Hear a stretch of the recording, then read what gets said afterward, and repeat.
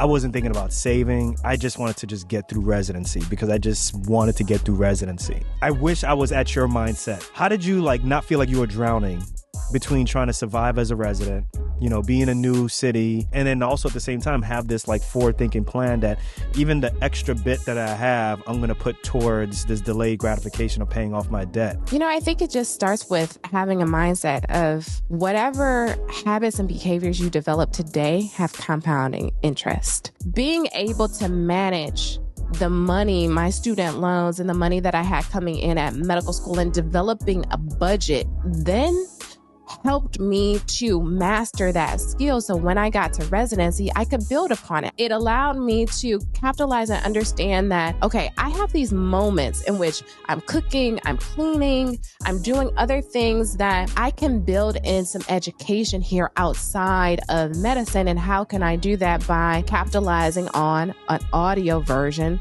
of learning material. So I don't have to necessarily sit down and read, but I am still building this muscle. And so I knew then that if I don't start to practice these small skills, when I become an attending and making a lot of money, then I'm more susceptible to making mistakes. So let me just practice at my lower threshold, right? My lower income. So Dr. Brittany, you talking what I'm talking. Now, for the folks that are listening right now and they're like, okay, well, I'm getting mixed messages, right? And it's also a scary time government-wise, right? Okay, so there's PSLF that's out there.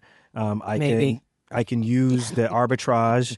I can use, paying off a lower amount. If I stay at a hospital, for 10 years or a nonprofit hospital for 10 years, I can use the additional monies, to invest or do something else with it, right? Which is what you're talking about and what, we didn't do.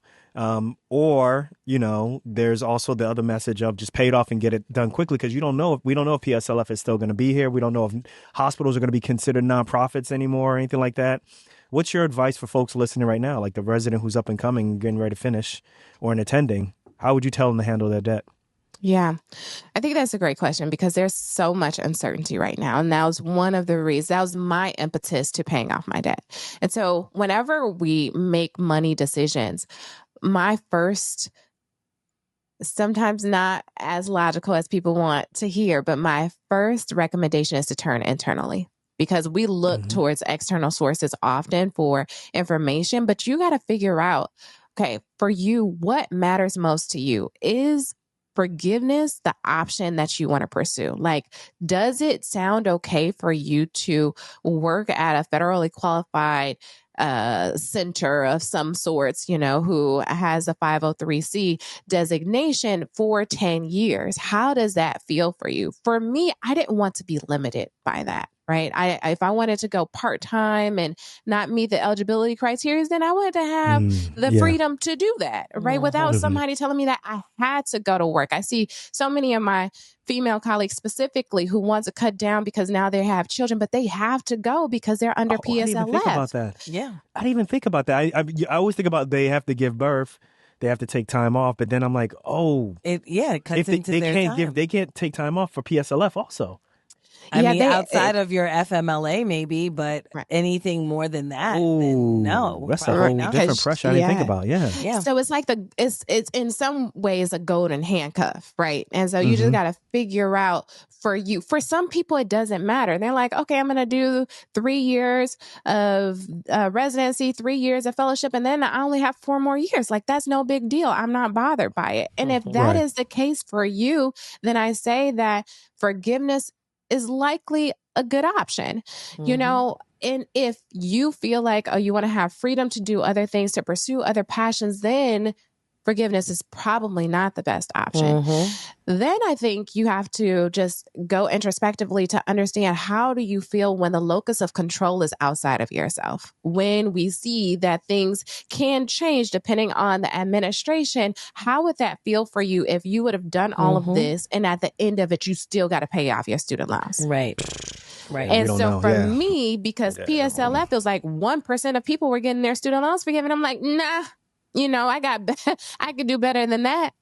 And so that was my perspective. After you've gone introspective, then the next step is just getting an understanding of what your debt profile is.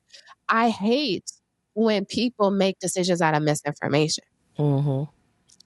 There's no worse way to make a decision, right? And so you want to understand, what are your student loans? Where are they? Are they federal? Are they private? How much do you have? What are the interest rates? I got a spreadsheet. Just make a spreadsheet. I got one that I give to my clients.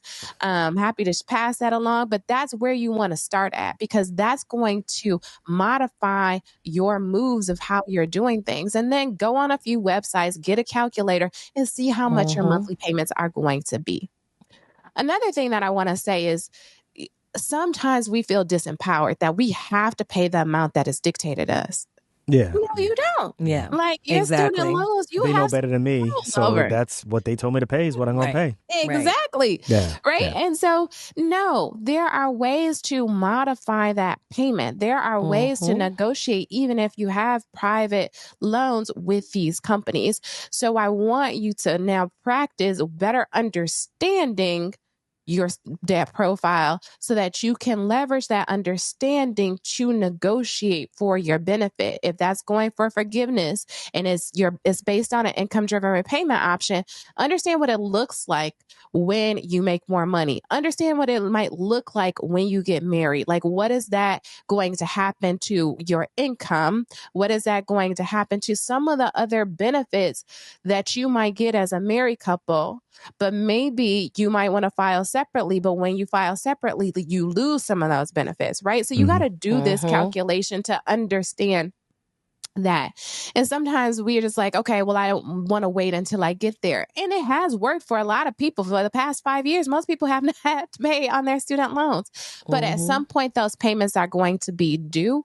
And you want to make sure that you can afford that payment. And you want to understand how that payment is going to be based so that you can actually make it. Because you don't want to put the loans into deferment, right? And then, or forbearance. And now you have, accumulation of interest. And you don't want to miss payments, and then it reflects poorly on your credit profile. So making the payment is going to be to your advantage from a financial perspective of lowering the amount that you have to pay and just overall making sure that you're financially well. And if you wait to figure out how much the payment's going to be on the day that payment is due, is less likely that you're going to have the money in the bank or you're going to feel good about the payment. Right. I think, part of that psychological component, I think it permeates throughout everything you just said.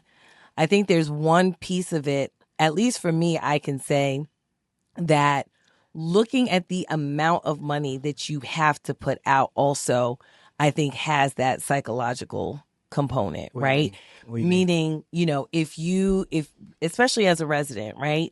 As a resident, you're not making the big bucks. You're making something, but you're not making the big bucks. But if you have $1,000 or $800 payment, right? Something that honestly, most of us who have gone from medical school to residency, we've never had an $800 payment each month for something. Like that in and of itself, right? So when you talk about introspective, going in and thinking about, I have to pay $800 a month for this. For me, I have to tell you, when I was in residency, that was a big blow to my mind.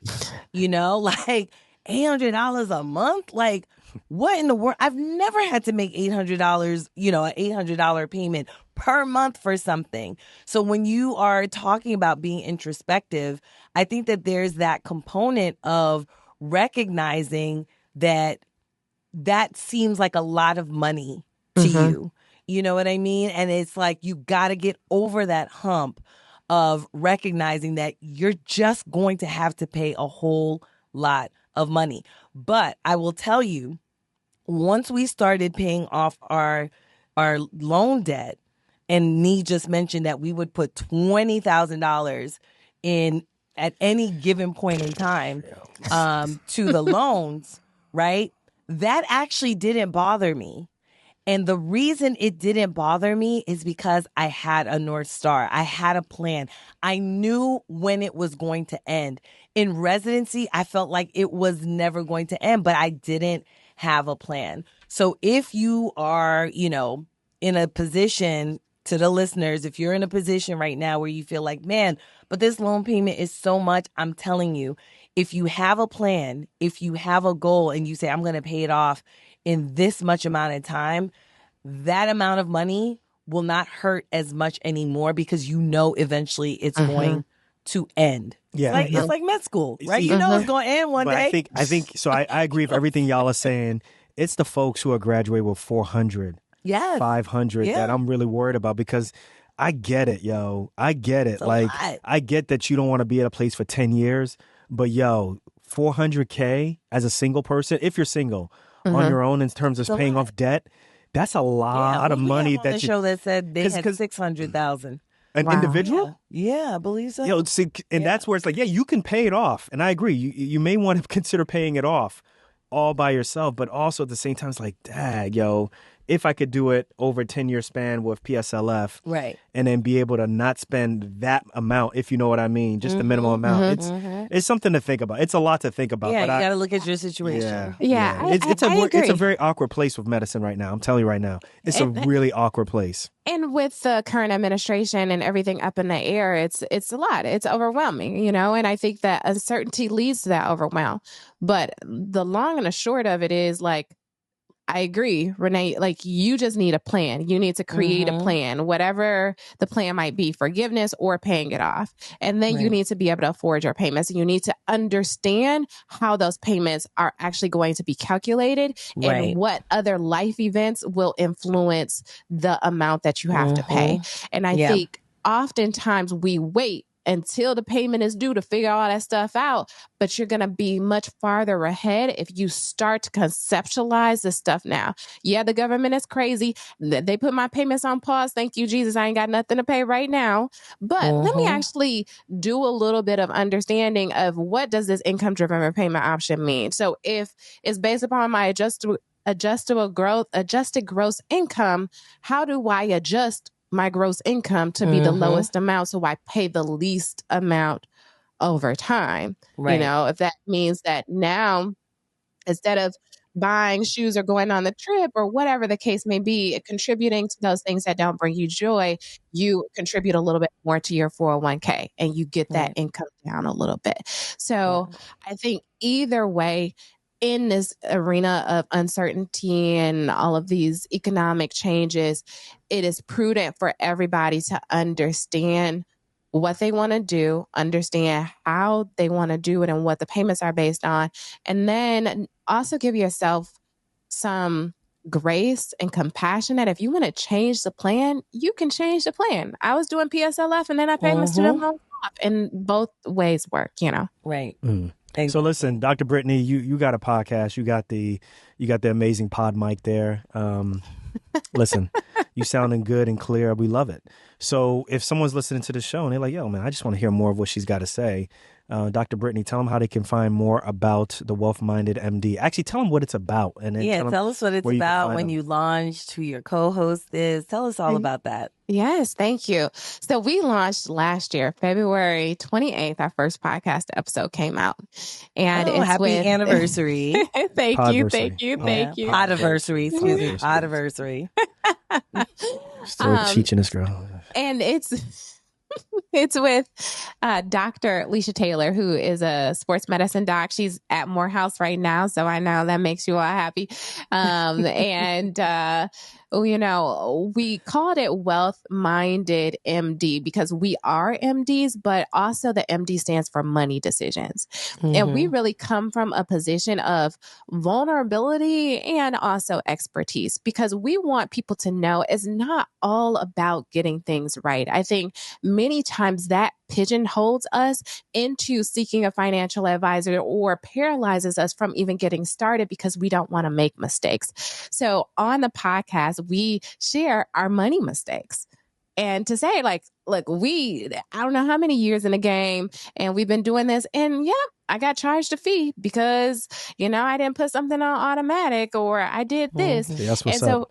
so Yeah, I think it's really important. Yeah. A lot of people don't do that. It's really important to just normalize it. It's not about the mistakes that you make, it's how you recover, how you learn from them and how you apply them to, your next money move. And it's all about your money decisions. And at any point, your money decisions can change. And we want you to just thoroughly understand that. So we talk about our lives. You'll hear me talk about my kids on the podcast, my husband, Leisha's travels as a single woman. But then we also get nitty gritty and talk about backdoor Roths. And, I'm going to be sharing how we did this strategic tax move to save about 23 grand on our taxes this year, without using extra money. And so we allow for people to get a glimpse into our lives and our pocketbooks, as my grandmother would say. So that's Wealth Minded MD Podcast. We're on Apple Podcasts. We're on Spotify. You can find us on Instagram as well. That's right, everyone. On all your DSPs, everywhere. What you want to say? Hold on. So is pocketbooks like old folk kind of That's what term? you said. Yeah, my grandmother would I grew say up with pocketbook. Yeah. Pocket. Well, okay. There could be and even two the types cup, of even the cup pocketbooks, that I guess. collapses and everything and stuff too. Oh yeah. Pocketbook could be a different term, but for this reference, we're talking about your wallet. But yeah, my grandmother would sometimes call another part of my body. Yeah, pocketbook. I remember that too. That's not quite what I was talking about, but I remember that too. See, now we podding, Dr. Brittany. You know what I'm saying?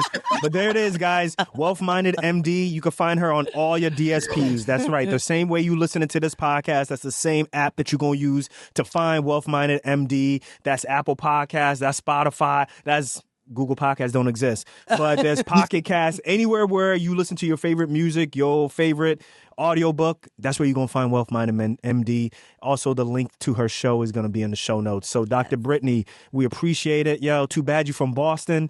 But listen. She's from Flint. She lives in Boston. She's from Flint. She's from Flint. Shout out to your Detroit Lions and to Michigan, to University of Michigan. That's what's up. But we really appreciated you coming on this show. This was a very informative it's a show. fun conversation. And I don't think we've ever talked to someone who started off PSLF and got off PSLF and just said, go pay it off on their own. So that's a great story for y'all to take a listen to. Thank you so much. This has been the most that I've laughed on a podcast. So thank you for that. Laughter is good for the soul, and I appreciate y'all. Mugs be too stiff. That's what it is. People be too stiff all the time, and that's why I appreciate. Schools of thought about money. It's and that's why I appreciate your show. That's why I appreciate your show, because I think that people need to start sharing more of their losses, right? So that's why we haven't done those type of episodes in a while. Which now that you mention it, we need to go back to that. But we started off doing whole life. Even though it didn't work for us, we started off with that and then we got rid of it and then we paid off our debt. And then, we made other mistakes along the route, our pathway and stuff. And I think it's, just as nice as it is to share your wins and to share how glamorous your life is and so forth. I think it's equally important to share the mistakes so other people can be like, I see what that person did. Yeah. Let me not do that immediately out of residency and so forth. Let me pick the right spouse. Let me talk to my spouse the right way. Let me not be on the lam with the IRS. You know what I'm saying? These are just things. Am I telling you a story? These are just things that, the more you share. On the lam. Huh? I just owed them a whole lot of money. Yeah, and they was coming for you. Well, that's why I married you. When I bailed you out. You paid it. And when I bailed you out, I'm teasing y'all. But listen, it's about sharing your wins. It's also sharing your losses. And Dr. Brittany, we appreciate you coming on the show, yo. Thank you. Thank you. All right, y'all. Let's be out.